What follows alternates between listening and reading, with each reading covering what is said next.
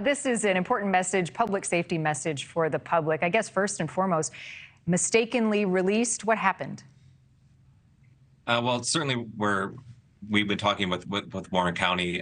We found out actually from a family member of Mr. Bibbs who called the prison and said, he just left the jail. So we then called the jail as soon as we heard that to confirm if that was the case, and they did let us know that they had let him go mistakenly. He was not to be released, obviously. They had traveled, the county sheriff had traveled to the prison in Michigan here and picked him up, signed for his release, and the prosecutor had signed a form stating that once they were done with him, that he would then be released. So they knew that he was supposed to go back. There was a mistake made somewhere in their paperwork, and when they were done with him, they let him walk out the door. Well, this happened in March. Why wasn't it made public sooner? So all of these are handled on a case-by-case basis. This unfortunately happens once or twice a year. For some reason, I'm sure a lot of states deal with this when prison systems lend someone out to a county jail.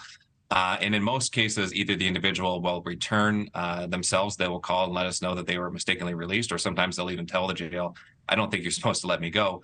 And in other cases, we use our intelligence unit and our absconder recovery unit prefer us not to go public right away because they know their typical haunts. They know the places that they would go, friends and family, houses that they've been to before. And they feel like if we were to put them out on television and tell everyone that they were looking for them, that they would go further underground and we'd lose track and be unable to find them as quickly as we could in a normal circumstance.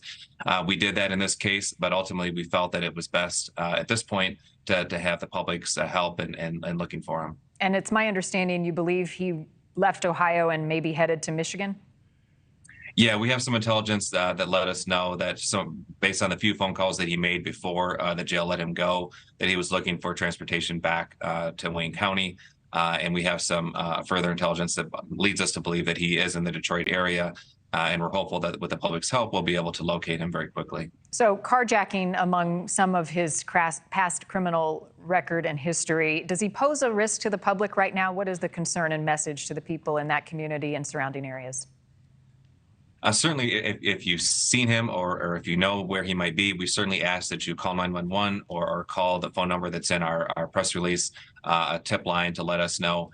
He should be considered armed and dangerous. This is someone that you would not want to walk up to. You don't reach out to him or go up to him on your own. If you see him, please just call 911 and let the police know where he might be.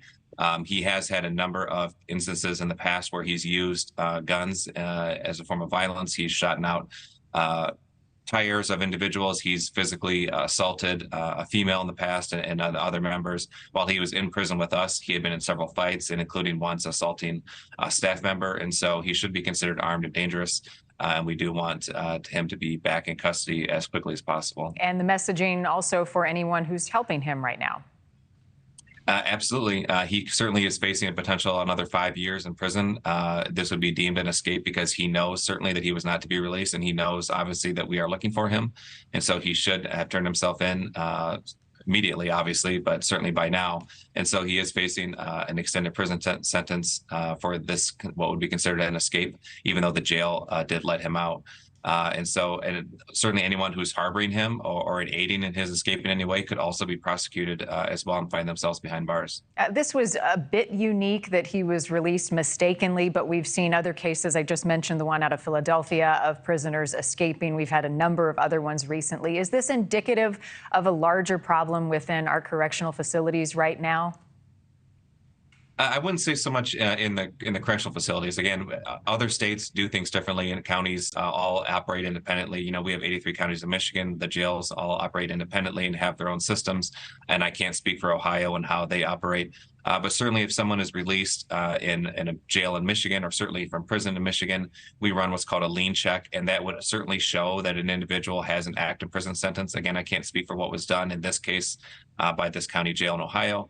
But I know that's how it operates in Michigan. And so they have the paperwork that they know that he wasn't to be released. They traveled up to our prison to pick him up. So certainly someone there knew that he was supposed to be coming back, and the prosecutor signed a form stating that he would be returned upon his once his court dealings have been adjudicated. So there was they had all the paperwork there that they needed and knew that he was supposed to go back. Someone just missed something. And now we're hoping that the public can help us get him back behind bars where he belongs. Thank you for watching. Go to newsnationnow.com to find NewsNation on your television provider. And don't forget to click the red subscribe button below to get more of NewsNation's fact-driven, unbiased coverage.